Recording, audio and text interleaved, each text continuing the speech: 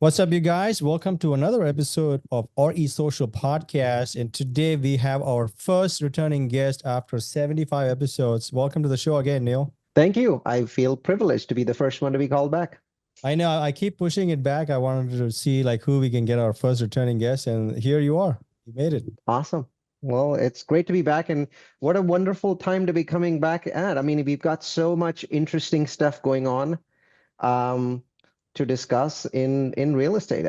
I feel like this is a real turning point. Yeah. So Neil, so I wanted to get right into it. So, what do you think is going on right now with the economy and the 50 bips and the interest rate cut? Is there anywhere that you wanted to start on? Well, sure. I think the interest rates are the best place to start today, right? Because Yeah, I feel definitely. so I feel that both single family and multifamily have been sort of in a call it a holding pattern, if you want to call it that, because it's hard to make decisions if you're a single family guy or a multifamily guy. If you're a single family guy, you're thinking, yeah, if I buy this property, I'll get a 30-year loan and it's going to be this high number. As an investor, investors have been frozen on the single family side.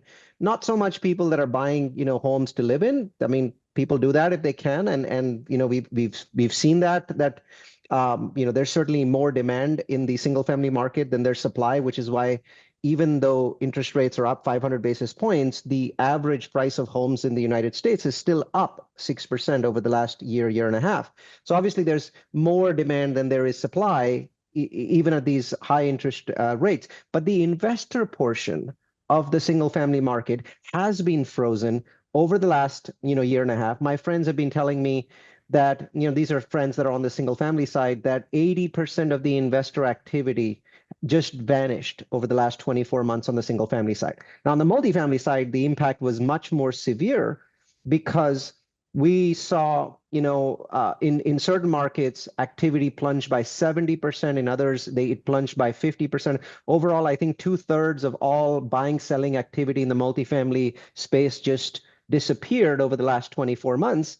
And the other challenge is that we also don't have a lot of incoming inventory coming into the marketplace because people are waiting. So I am both a net buyer and net seller right now. As a seller, I am waiting because I'm saying, no. If I wait for another 12 to 16 months, 150 basis point rate cuts, I'll get a much bigger price for my property. So I'm not selling because of that. As a buyer, I want to buy, but then there's not enough sellers in the marketplace, right? There was all these predictions, and I considered them to be somewhat absurd, that we are going to see true distressed multifamily properties. Dozens of times in podcasts I've mentioned this, or if you Google it on my channel, that most people don't understand that the word distress cannot be applied to the multifamily industry, though it can be applied. It can be applied to the syndication industry, and we can talk about the difference between those two. But bottom line, what's really happened is now that logjam is going to be broken. When is it going to be broken? I don't really know. It really depends on what happens next. And what happens next is highly dependent upon the economy itself. And so we can talk about where I think the economy is going. But I think the starting point for our discussion has to be the 50 basis point cut. Why 50 basis? Why not 25? Why not wait longer? I think all of those are very important because right now, interest rates are the big 800-pound gorilla, and nothing else matters as much as interest rates. So what do you think? So I've been following, since our last conversation, I've spent a lot of time trying to see what the Feds are doing and, the macroeconomic side of things. And I've been following it for quite a while. And, a lot of interesting things that I found was, the bond market prices in that the Fed are going to do a cut. And so it doesn't even change the mortgage rates, when the Fed actually cut, because they already priced it in and all of those things. So with that, do you think the 50 basis point cut, I personally think it's a good start. A lot of people thought it'll do a 25. I know they've been late a little bit. They're always late. That's the Fed because they're always waiting for numbers, right? So what is your opinion on this, on the cut? And I think the first, can I yeah, put go ahead. a quick little clause in here just so the audience knows the date of this podcast? Yes. September, what is this, the 22nd? Yeah, 23rd? end of September, yeah. Yeah, end of September. So that they just announced this. Yeah. Just so everyone knows. Yeah, sorry. Right. So I think it's important to understand that it's fair to say, I think what you're saying is fair to say that the first 50 basis points were already priced in. But I want to point out to you that pricing in. All right. Okay. So what I wanted to point out to you is there's a lot of people saying, well, the first price cut was priced in already, meaning we didn't get the benefit of that. I don't agree with that at all. And here's the data that I'd like to share with you. Before we continue, let me take 60 seconds to tell you about Multifamily University. Are you ready to take your real estate investing to the next level? Look no further than Multifamily University. Our comprehensive resources, including guest podcast appearances, educational webinars, the Real Estate Trends Toolkit, and the Location Magic course, are all designed to make smart investing easy and accessible. Plus, with no subscriptions, no upsells, you can trust that we're always looking out for your best interests. But don't take our word for it. Check out what our satisfied customer, Carlos M., had to say.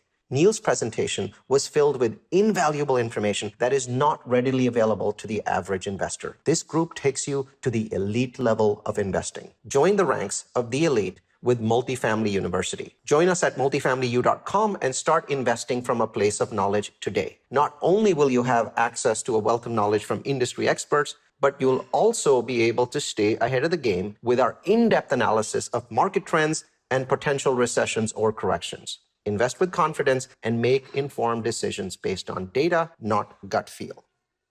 Don't miss out. Visit us at multifamilyu.com today or click the link in the description below. And now, back to the content. The 5-year Treasury is the one that people in the industry tend to follow the most. Why? Because most people that are buying a multifamily property today are getting a 5-year loan. They're not getting a 10-year loan. They're not getting a 2-year loan. So doesn't it make sense to follow where the 5-year Treasury is? Well, the 5-year Treasury was above 4% until the end of August. Okay, until the beginning of August, so until the end of July, right? So we're talking about a month and a half ago. It was above 4%. Today, it sits at 3.50. So since the beginning of August, in the last 6 weeks, we've seen a 50 basis point reduction in the Treasury. So how can we say that this has been priced in? If it's been priced in, then it's been priced in the last 6 weeks. Now, keep in mind, Treasuries are not going to ever move exactly at the same rate as rate cuts. But if there's a 50 basis point decline in the last 6 weeks, and then a 50 basis point cut by the Fed last week, clearly those two match. Clearly, we've gotten the benefit, and clearly we've gotten it in a very short term, 6 weeks. No, there's a benefit. Absolutely, there's a benefit, and it's a direct correlation. It just may not happen in the same week or the same month, but it's going to happen in the same quarter. Whenever the Fed cuts rates, we're going to see the rates go down. I also don't think that the next rate cut is as factored in. The first, because there was a clear anticipation and 100% acceptance that the Fed would at least cut by 25 basis points. That 25 basis points was fully factored in. And then as we started getting closer and closer to the Fed meeting, there were 3 or 4 reports. 2 were for inflation, 2 were for jobs. And all of them were fairly negative. One of them was okay, but 3 of them were fairly negative. And so the market went ahead and priced in, or Treasuries went ahead and priced in another 25 basis points. And that's what we've seen. We've seen the rates go from 4 to 4.5. So we've seen that pricing in already happen for 50 basis points.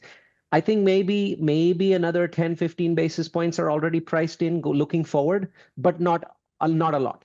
You should see in general that if the Fed cuts 25 basis points and 25 basis points in both the November and the December meeting, there's no October meeting, then we will see rates 50 basis points lower at some point in the future, call it Q1 of next year. So overall, I think that these Fed rate cuts are having significant impact, and the impact is happening more or less in the same quarter as the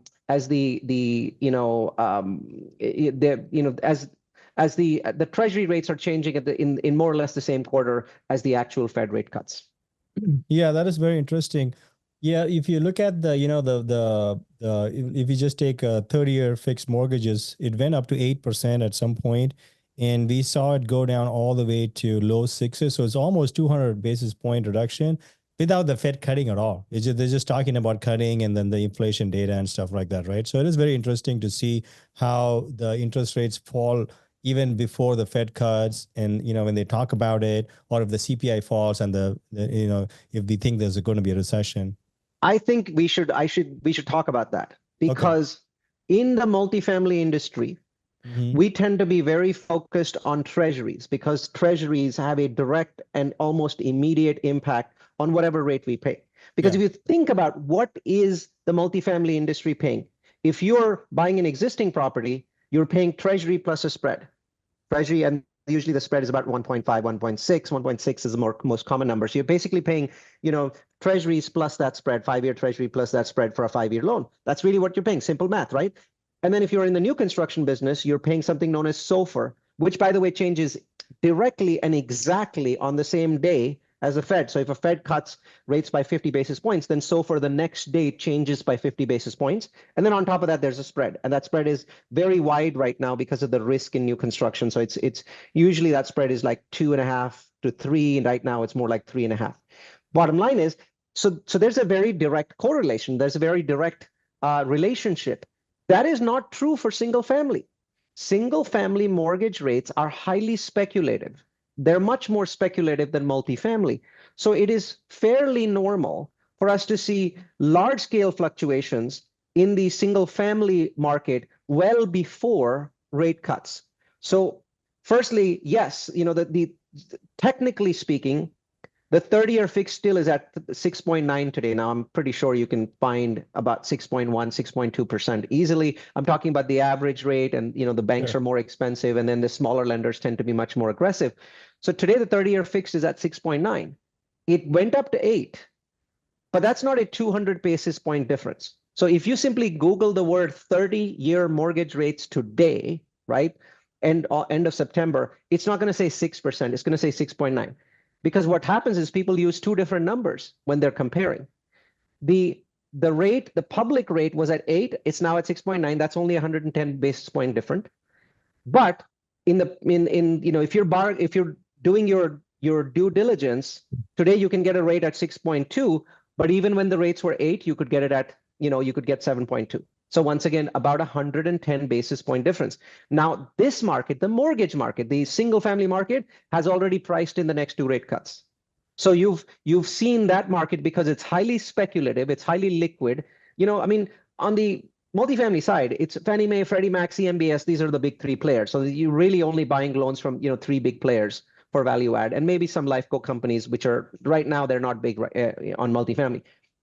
But in the 30-year market, you got thousands of different companies offering 30-year mortgages. So in my mind, they've priced in 100 basis points, and the multifamily industry is probably priced in about, multifamily lending industry is probably priced in 50 basis points. I see. So you're saying that then for the single family, the rest of the year, the cuts, if they do 225 basis points, it's probably priced in, but next year it's anybody's game? No, I would say that if they cut by 25 basis points, we should see a 25 basis point decline again for 30-year fixed, because they're looking further into the future. Oh, right? Okay, I see. So essentially what's happening is when they cut 25 basis points now, the market starts pricing in another cut, in February or March or April. And so you should still see those numbers fall by a quarter basis point. All I'm trying to say is the single family market, when rates are cut, is usually ahead of the multifamily market by about 50 basis points in terms of the rate cuts. So we've priced in 50 basis points, they've priced in 100 basis points. Yeah, well, that's very interesting. Yeah, because usually the 30-year fixed rate, they follow the 10-year treasury because most people refinance before the 30 years. Nobody's holding it for 30 years. True. And then for you guys, multifamily, it's usually like 5-year, right? That's like the best deal. Maybe 7, maybe 10 sometimes, but most people today are interested in 5-year rates. Yeah. So the 5-year treasury is what our rates are tied to. Now, here's the fun part, Neal. I want to know is, this is all nerd stuff. I know you and I were super nerdy, so we like this. Now, for the average guy, they're looking at this. They're saying, okay, Neal and Vince and Drew, they're talking about all this nerd stuff, raise 25 bips. How can I use this information to probably buy something, or like, how do I time the market? I know I understand timing, but timing the market is better than timing. But, we should all, last time, I think you had a quote I posted online that said, everybody should make an attempt to time the market, but, you shouldn't be tied to it, but you should try to, otherwise you're not doing a good deal, right? So for them, people who are listening, they're just trying to buy the next fourplex or the next 12plex. What do you recommend? Like, where do you see the market moving? I feel that the last 3 months before the rate cut were the best sweet spot. So for the last 3 or 4 months, we were getting more and more aggressive. We unfortunately didn't win anything. So I felt that the 3 months before the rate cut were the as close to the bottom as you could possibly get. Obviously, anyone that is selling a property today, their math has changed because their broker is going to use new rates and plug in those new rates, right? Because rates are going down. But I still think that you're as close to the bottom as possible. So I'll say this. Nobody can time the bottom. And everything I just said in the last 30 seconds could be complete nonsense. And, you'd check it 6 months from now and say, hey, Neal was wrong. But statistically speaking, because that's what data scientists do, we try to statistically look at where we are. Really, the bottom of the market was the last quarter. So the next quarter and the quarter after that are as close to the bottom of the market as you can get without probably being the very bottom of the market. That's still great. So for me, from a multifamily perspective, it makes no sense not to buy today. It's absurd, right? Not to buy today. Even your investors now know that the Fed is cutting rates, which they didn't really know for sure a month ago. I think most savvy investors knew, but everybody wants to see an actual rate cut to feel like the market is turning around. And so you've got some change in investor sentiment in the positive direction. You're still very close to the bottom of the market. There's still two temporary things that are affecting the market that are lowering the prices much more. I mean, multifamily prices are down 30%. So, in some cases they're down 35%, but they're definitely down 30%. And so today when you buy, you're still buying close to 30% or 30% under the peak, which was a 2022 peak. And actually, since the peak, we've had significant inflation. So there's an argument to be made that it's not really 30%, it's 30% plus the inflation we've had since then. So keep that in mind, that these are really good prices. There are two things still keeping the prices low for the next 2 quarters, maybe 3 quarters. Number one is the rates are still very high. You still have to buy based on today's rates. I can't tell a bank, well, give me an interest rate based on rate 6 months or 12 months from now. So all we've seen is a 50 basis point reduction when we saw a 500 basis point increase. So we've had a 5% increase and a 0.5% reduction. That's still 4.5%, higher than it was in 2022. So we're still close to the peak. So the rates themselves are affecting the pricing for the next 2 or 3 quarters. The second thing that's affecting the pricing is incoming supply. Supply in the United States hit a record in 2024, especially in the second half of 2024, right now. So Q3 of this year, which we are still in September, and Q4 is basically the peak of the nationwide incoming supply. And that's pushing rents down, pushing concessions up. When you push rents down and you push concessions up, guess what happens? Whether it's a duplex or a fourplex or a 200-unit property, its net operating income decreases.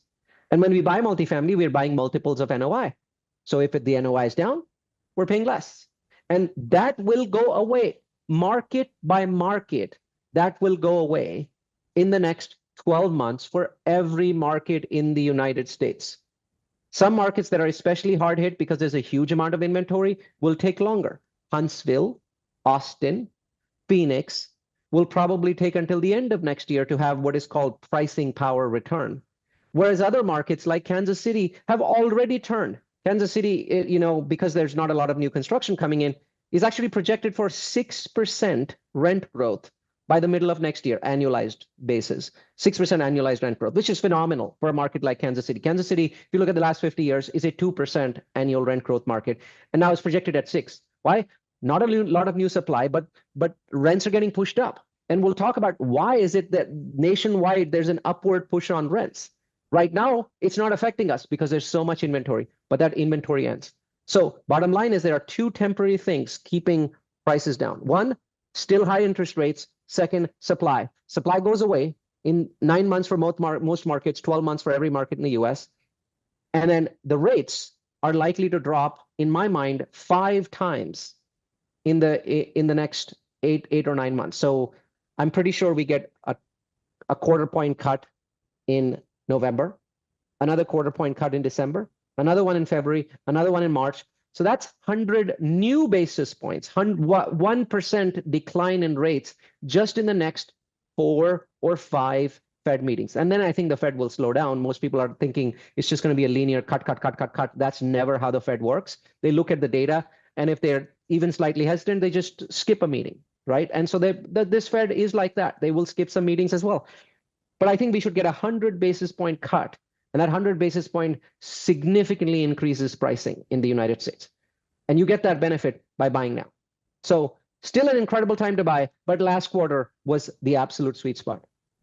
Yeah, we were just telling our coaching client that like now is the time to go because, you know, we already knew that rates are going down. Now's the time to just get the best deal while it's not, you know, starting to trend down. And now everyone's all of a sudden got a feeding frenzy. I'm getting hit up by all of our mortgage contacts. Everyone who's a lender is like, hey, did you know? Like, what's going on? You know, so they're all getting their jobs back. So how does that affect? I'd love to kind of hear your opinion on what do you think is going to happen with the single family market, and then what do you think is going to happen with the multifamily market over the next, say, couple quarters? The two are diverging. They're diverging, and there's a reason for that. The multifamily market has a massive one-time in 100-year assist going on, which the single family market will not benefit from for the next 5, maybe 10 years. And that assist is roughly 6.8 million additional immigrants. This country has immigrants every year, so I don't look at the base immigrant number. That's just normal. I'm only talking about this top number. Sorry, it's 5.8 million. 5.8 million extra immigrants that came in 2022, 2023, and also in 2024. I don't know what's going to happen after the election, so I'll ignore it. Those 5.8 million immigrants, a very, very, very tiny percentage of them can afford to buy a single-family home in cash. And because they don't have any credit in the United States, they can't get a loan, right? Nobody will give them a loan. So they can't get a loan, and they don't have enough money in cash. So almost all of those 5.8 million are renters. Now, most of them also don't have enough money to rent single-family homes, so they're not giving a big boost to the single-family market. They're giving it a small boost, right? There's still some of them, I think, will be able to rent single-family homes so that it gives that a boost. So the massive majority of these 5.8 million are now going to go into the multifamily market, and we are seeing that already. Absorption rates, which is something that the multifamily industry tracks obsessively, are staggeringly high right now. The reason we have flat rent growth is because we also have the largest incoming swath of supply in the apartment market that we've had since 1980s, right? So that supply is canceling out this incredible massive growth in immigrants. But those immigrants are still going to be there in 9 months when the supply is gone. So we're going to see a very significant growth in rents in the multifamily market. I expect prices to bounce back very quickly because the multifamily market will have, once you have significant rent growth and your numbers really look good, that's going to obviously drive up the price. Remember, rents are the biggest single component of price. Why do you think the supply will drop off in 9 months? Why do you think it won't sustain or maybe even increase? Oh, well, that's pretty much guaranteed. So there are some things that I say that are an opinion, like things I said about when the Fed will cut rates. That's just an opinion, could be wrong. But there are certain things that I can say with a very, very high level of assurance that I'm right. And here's what I will say. Supply is guaranteed to drop for one simple reason. In the United States, it takes roughly 21 months to build an apartment complex. 21 months from the time when you pull city permits to the time when that building comes into market and starts to lease up. In 2022, we pulled a ridiculously large number of permits, way above what we normally pull. You're tracking in permits. 2023, in the first half of the year, we pulled a reasonable number. But by the second half of 2023, permits for multifamily in the United States were down more than 50%. And by the beginning of 2024, they were down more than 60%. So there simply cannot be that supply unless we magically figure out how to make apartments in less than 21 months. Got it. Right? So delivery of apartments is clearly forecasted by two providers, RealPage and CoStar.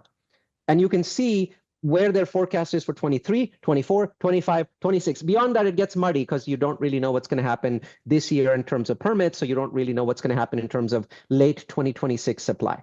So we have an extraordinarily good crystal ball for the next 24 months of supply. which is why I know it's going to drop, and it's going to drop very fast. So does that mean for you personally, you're going to be starting to get way more aggressive now for multifamilies, trying to snap them up at a discount comparatively? Because here's what I'll tell you. From what I can see, the last quarter of 2026 would be an incredible time to sell stuff. The last quarter of 26, first quarter of 27, because that's when the Fed thinks the rates are going to be lowest. And remember, when rates go down, once they get to a certain level, they might actually start going up again. That's not uncommon. That could happen and probably will happen, right? So rates go down, they hit a certain level, inflation's now at a certain level, and then there's a chance that they start going up. Well, that's probably going to be the end of 2026 based on the Fed's dot plot. And so far, by the way, the Fed's actually been really, really close to their own dot plot. The market's been wrong. Wall Street's been wrong. The stock market's been wrong with their prediction. The Fed's been right. And so let's follow the Fed's dot plot, which is more conservative. They don't really get to the end of this rate, dropping cycle until the end of 2026. The second thing is the biggest vacuum of supply that the multifamily industry is going to get for a long time also happens to be in the second half of 2026, because we're pulling almost no permits right now. I mean, when I say almost none, I mean about 200,000 a year. We need 450 just to tread water, right? So 450,000 permits is what we need to pull just for equilibrium, right? And when we pull less than 450, rents spike. When we pull more than 450, rents go below inflation. Normally what happens is rents, if inflation's 2%, rents are 2%. So they sort of go together, right? But that assumes 450,000 apartments. More than 450, rents go below 2% a year. Higher than, lower than 450, then rents go above 2% a year. They go faster than inflation. So that's going to happen in the second half of 2026, that there's just not going to be enough supply. And so everyone's going to be raising rents. So end of 2026, beginning of 2027 would be a truly, truly awesome time to sell multifamily, I think. I got to go there. With the election kind of looming, and not to go political, just based purely on policy and maybe, history and record of both candidates. What do you think will happen if, say, Kamala gets elected with her history of, kind of a bumbling border policy, where we've had more migrants than ever, as compared to, say, Trump, where obviously he's all about, like, his whole campaign was building a wall. So what do you think might happen if you just had to take a guess? I think you'd be the most qualified to guess. How might that affect what we're talking about now from each candidate? Well, I think the number of immigrants coming in would probably be cut to half if, Trump did it.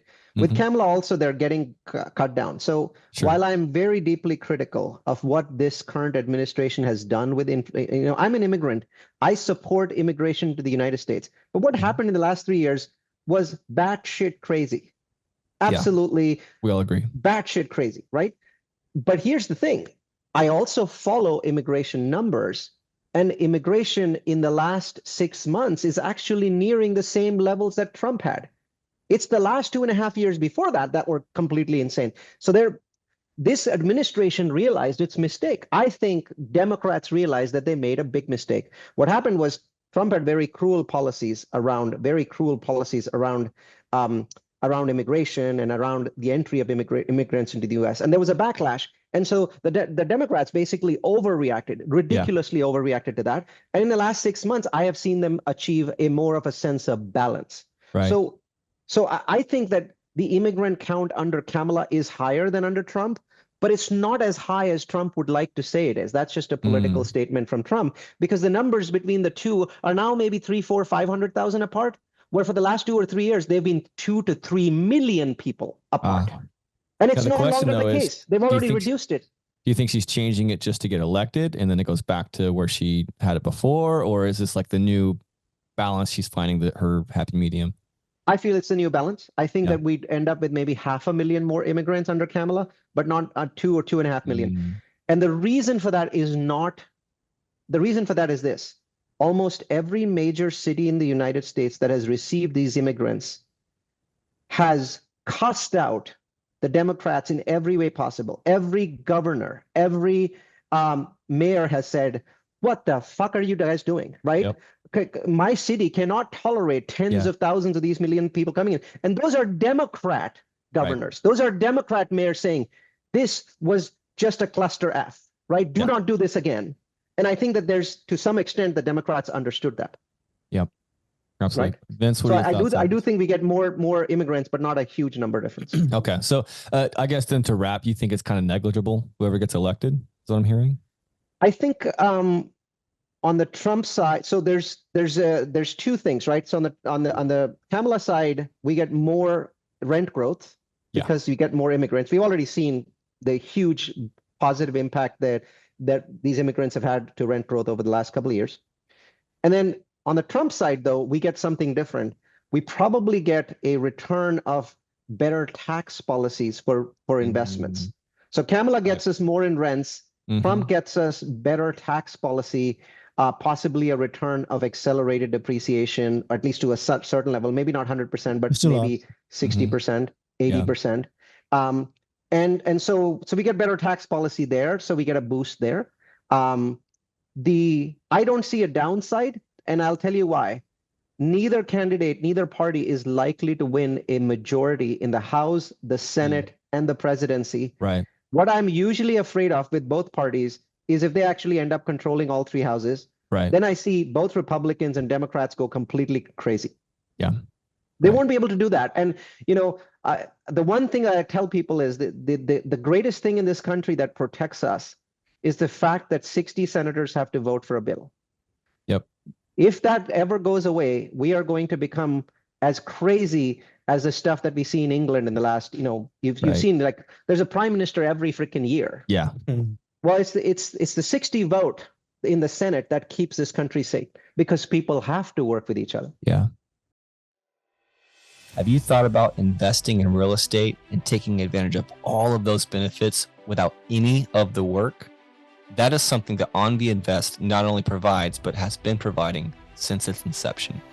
With friends and family, we have built an empire and a system of a wealth generating tool that is giving us and our friends and family that leverage in their life to create true wealth. Go to onvinvest.com for more to see if you qualify. And thanks for listening.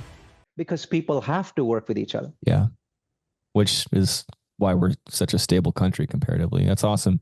Vince, how you doing over there, man? Yeah, I'm doing good. Sorry, we kind of went off on a... Before I know we went off on a political rant, but hey, I mean, elections are coming up. We're supposed to talk about it. Yeah, and I'm genuinely curious. Yeah, I like to talk about it. I love to just pick your brain. We get to talk to you for free, which is great. So we're taking full advantage of Neal, who's got the crystal ball.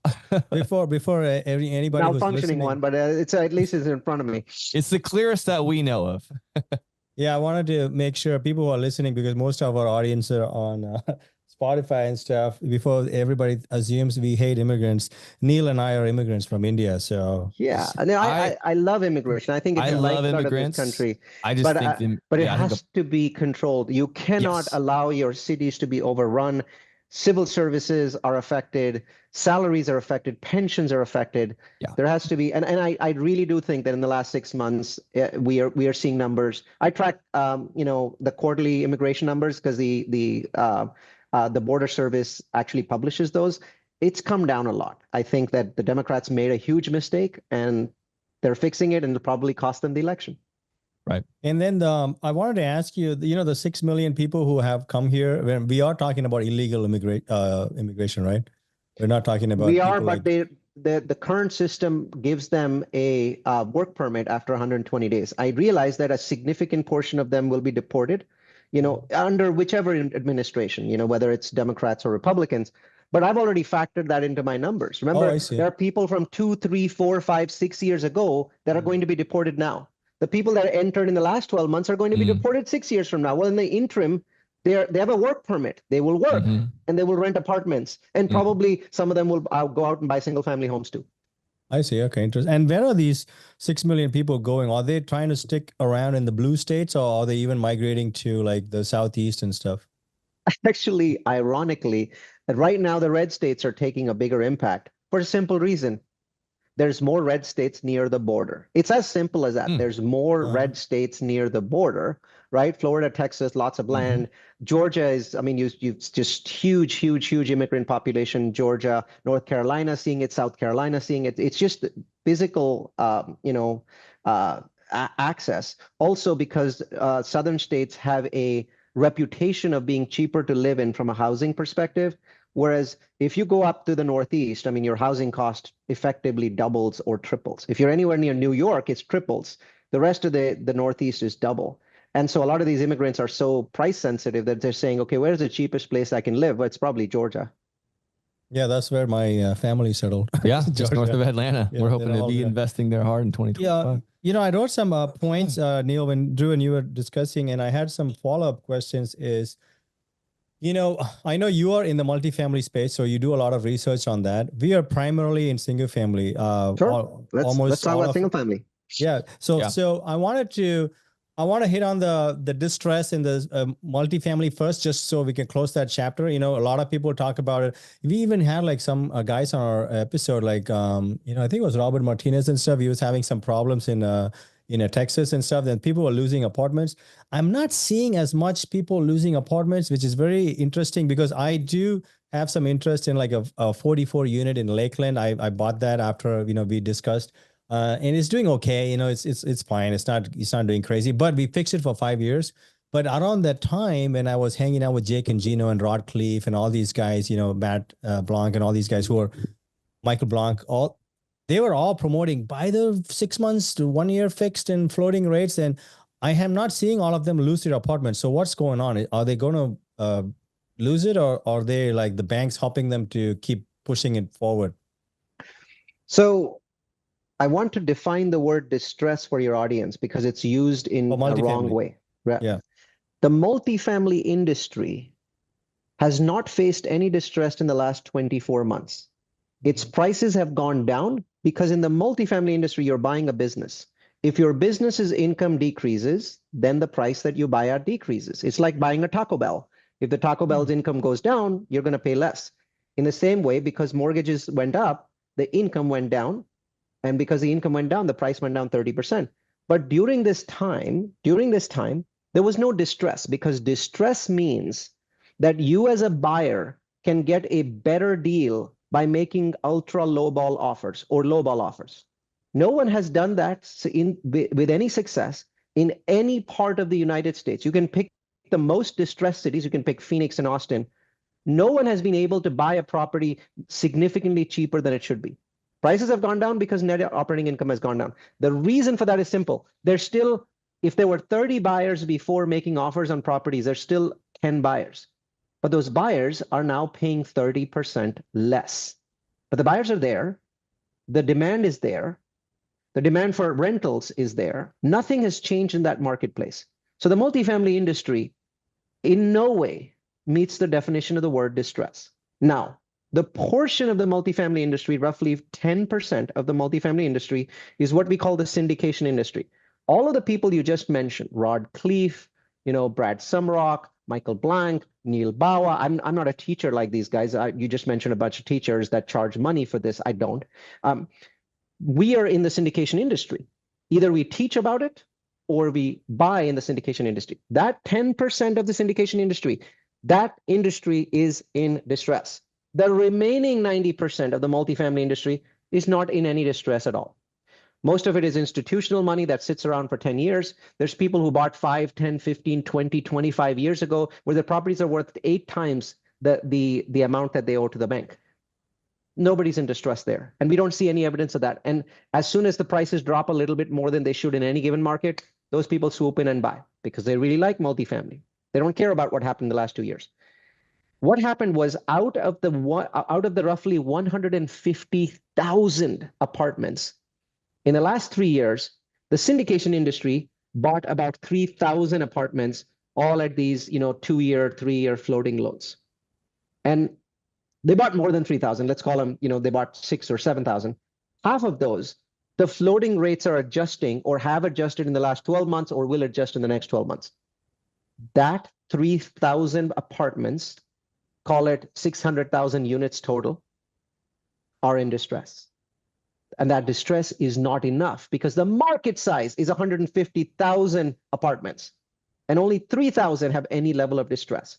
Now, even with those 3,000, when I realize I cannot push the can down the road any further, and as you said, the banks have helped us by pushing the can down the road, I'll give you another 3 months, I'll give you another 6 months. They've given us time, so that's good. But when the bank says, fine, you know what? Return my loan. I'm not giving you any extensions. Guess what is happening? In every case, every syndicator, to protect their own career, I'm not going to be any different, I think, is then selling the property for whatever it can get in the market. And yes, there's 10 people bidding on it, right? So the 10, 15 people bid on it. Somebody buys the property, no distress because there's 10 people bidding, there's best and final, there's, money going hard on day one. How can that be distress? You know who's distressed? The people who invested in that property. If there were 50 investors in that property, they probably just lost all of their money. So distress in the multifamily industry is simply hundreds of thousands of investors that invested in these 3,000 properties. And I'm not any different from these people. I have one property like that. Okay. I have one property that's in quote unquote the same level of distress. And I'm working with the bank to kick the can down the road, and the bank's so far been kind to us. And we don't know whether we're going to lose this property. But losing a property has two different definitions. Back in 2008, people lost their properties to the bank. Today, that isn't happening. When we are at the point where we're losing the property, we just ask the bank for 8 more weeks. We put the property up for sale, and then whatever it sells for, it sells for. So the total number of properties going back to the bank has been tiny, tiny. The total number of properties that are being sold for prices that will mean investors will lose money, it's happening by the hundreds every month. But why would that affect the market? Because the market's paying a fair price. I see. Very interesting. So overall, is the whole market is not going to be affected, but you could find very good opportunities in certain pockets, and where how basically the debt, what kind of debt they have. They have some floating debt, they might be in trouble. If not, they're fine. They'll ride it along, right?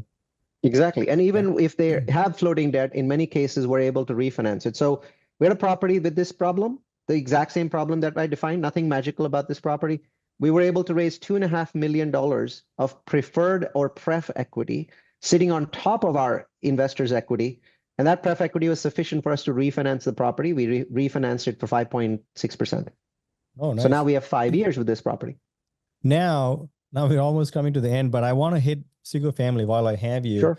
Now, how does, so I'll give a little bit of background for us. We started off with like buying duplex, triplex, fourplex. And then we eventually did buy this 44 unit building, but we own like 2-3%, doesn't matter, who cares. Sure. But Sure. Eventually we figured out I get the best premium, highest class tenants in the best neighborhood in single family homes.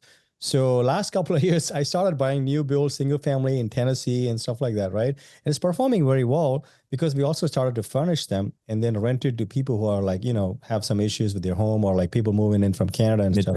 Midterm rentals. So we are seeing the most premium, the best results in less headache and less problems because they're newer builds. And that's the direction our company is going. We only hold about 10 million in assets, and it's like 20 doors or whatever. But that's the route we're going. And I wanted to hit your brains to see, when you discuss like, there's oversaturation, multifamily and stuff, I'm not seeing a lot of those in single families. And is this market slightly better off than multifamily? Because I don't see them building as much as well. And the absorption rate seems to be very high, especially with the, if you want to rent it, and people, who have to put money down to buy these houses I'm buying, you need hundreds of thousands of dollars, and people don't have it. So they will rather rent it from me for $3,000 because they would have to put $100,000 and spend $3,000 or more in mortgages. So that's what I'm at right now. I'm continuing to do that. What are your thoughts on this? Sure. So the first thing I'll say is no, the multifamily opportunity is greater simply because it's cheaper, right? If prices go down 30%, and at some point over the next 3 years will go up 30%, you've got more opportunity there. Single family prices did not drop because of the interest rate hikes at all. Yes. In certain markets, certain homes might have, but overall, when I look at the market, we are about somewhere between 6 and 8% higher than when the Fed started to raise rates. So we've gone in an upward direction, flat to upward direction rather than going downwards. So the single family rental market, I think, will be in a fantastic space for the next 5 years. So everything you said about rental and rental demand, 100% agree. But in terms of appreciation, the market is extraordinarily expensive. So when I look at appreciation, I don't see a lot of room for single family appreciation in the midterm. Who knows what will happen in the long term? But here's what I can say confidently. Over the next 24 months, the single family market might see some appreciation. I don't think that there's a decline coming, by the way, because rates are going down.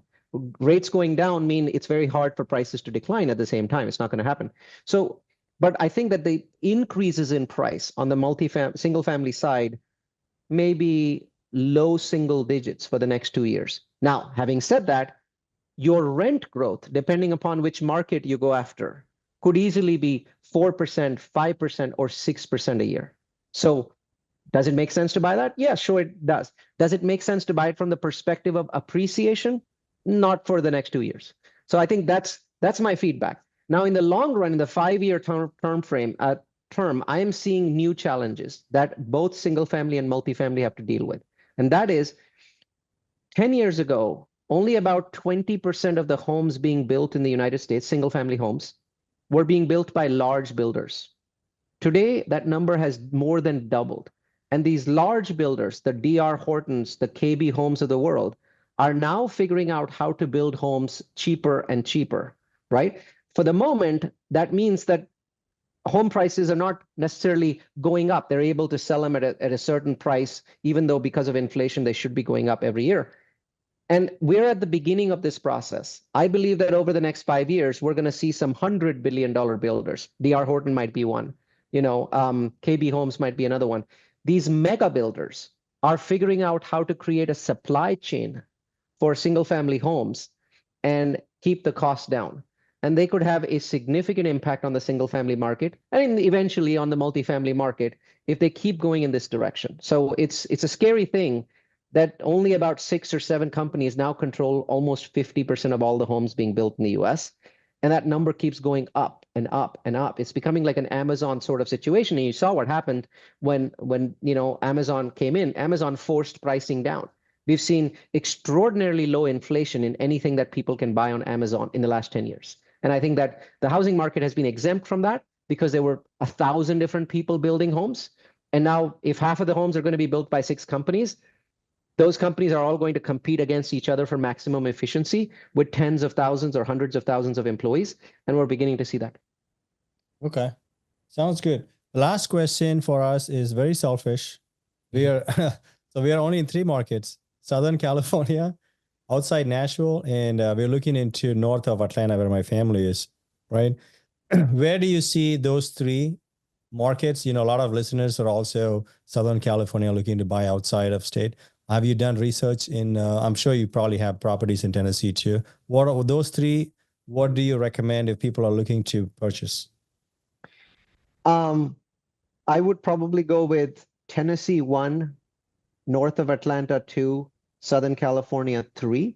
Okay. Southern California is a wonderful market. I live in Northern California. I love California, but affordability is becoming a huge issue. It's becoming a huge issue. Every year that goes by, the affordability problem in Southern California gets worse. And actually, Northern California was supposed to be the expensive part. I live in the San Francisco Bay Area, but SoCal is really catching up. So I think the affordability issue is the one that concerns me. And also the fact that now California is very consistently losing a large number of people. California has been losing population for a number of years. It wasn't a big deal. When a state with 40 million people loses 100,000 people a year, nobody gives a damn. But when a state with 40 million people loses 500,000 people a year, that affects pricing. And now that California is losing 500,000 people, which is a big number, and that concerns me. So the combination of those two puts Southern California in 3rd position. I will put Nashville in the 1st position simply because I think Tennessee is going to be one of those states that we are going to hear more about in the next 10 years. When I look at states that are going to do well in the next 10 years, obviously Texas is in there, Florida's in there, but Tennessee has a long way to go. And I think it's a state that has a lot of room. So it wouldn't just be Nashville though. Knoxville, Chattanooga, definitely not Memphis, but Chattanooga, Knoxville would also do quite well, not just Nashville. Atlanta, I put in 2nd position for one simple reason. I mean, we've gotten so much appreciation in Atlanta over the last 5, 6, 7 years that I think Nashville has that Tennessee has more room than Georgia does at this point of time. Otherwise, they're pretty similar. Okay. Nice. Sounds good. Do you have any other questions? That's going to take us less than a minute to answer and go through. Man, I really am loving this conversation. Such a pleasure. Thank you, Neal, for your time. I say we just plug whatever you're doing. How can people get in touch with you? What's Sure. going on? Well, we are building 10,000 rental townhomes. It's called Mission 10K. It's a huge mission. It's a for-profit mission. It's not a subsidized home mission. We believe that affordable townhomes are the solution. Rental townhomes are the solution to the country's crisis, 4.7 million homes short. And so far, we've been very happy with our results, very profitable. And we'd invite you to join us by going to mission10k.com. If you'd like to look at all of our other projects where we're buying existing buildings and rehabbing them, the value add multifamily, check out the other company, Grow Capitus. Nice. Hey, Neal, real quick on your 10K stuff, when you do purchase so many apartments and you build them, wouldn't you be competing with each other for the rental market, which will drive the rental rates low? But that's one of your mission, actually, to give up affordable. My townhomes compete with the single family rental market. They don't compete with apartments because they're more, more people want to live in townhomes than they want to live in apartments because you get a backyard, you get a garage. So we're actually competing with the bottom of the single family market. So if the family market starts at 3,000, we come in at 2,700 and we're $300 cheaper than the single family rental market. So we're pulling people from there. We're not really pulling up a lot of people because if somebody's in an apartment at 2,000, they can't afford to pay 2,700 for a townhome. So we're not pulling upwards, we're pulling downwards from the single family market. Nice. And then building so many next to each other doesn't really drive your prices down? Oh, not really. I mean, we're building 150 in a metro of 1.4 million people. Okay. So, I mean, if we built like, let's say 1,000 in a metro without, that many people, yeah, we'd probably have that impact. So, I mean, remember, we are 4.7 million homes short. So individual metros are often 200,000 homes short. If I build 150 in a market that's 200,000 homes short, that doesn't mean anything. Yeah. It's not even a drop in the bucket. It's interesting you're investing in these townhomes and pricing it just under to capture the single family. I wonder if there's an episode 3 in there somewhere. Yeah. We'll get you next year. Thank you, Neal. Thank you, good. Neal. Thank Sounds you so good. much for coming on the show. Thanks, guys. Have a good one.